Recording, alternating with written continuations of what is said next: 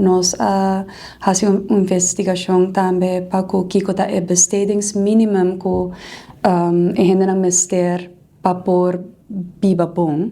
El gasto más grande que nos tiene eigenlijk comida y vivienda. E essa aqui, verdade, houve gente que vive boude o bestedingsminimum aqui. Dus, vooral também, por exemplo, adulto na maior, que vive com pensão, botem hobby, maior não solteiro, que porta 3 ou 4 anos que não tem que manter. Dus, essa aqui também porta reto, não que nós estamos enfrentando também como comunidade.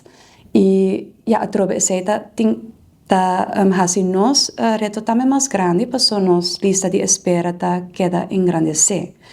Então, essa é a verdade, tem também nós está na altura de essa aqui e essa é algo também que nós está trabalhando duro para por nos enfoque para por oferecer mais gente caso que está adequado para uma situação financeira e familiar também.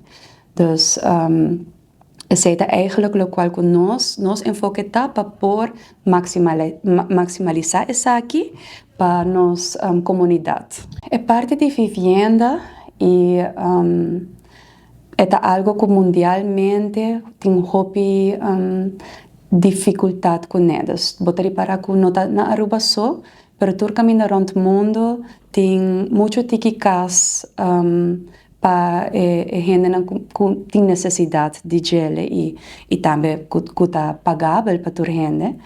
Então, eu não penso que é algo que percebo por ponta de gente que faz algo falta. Me quero nos tour de diferentes instâncias não está trabalhando riba solução para isso aqui e é importante para nós trabalhar junto igual com junto nós por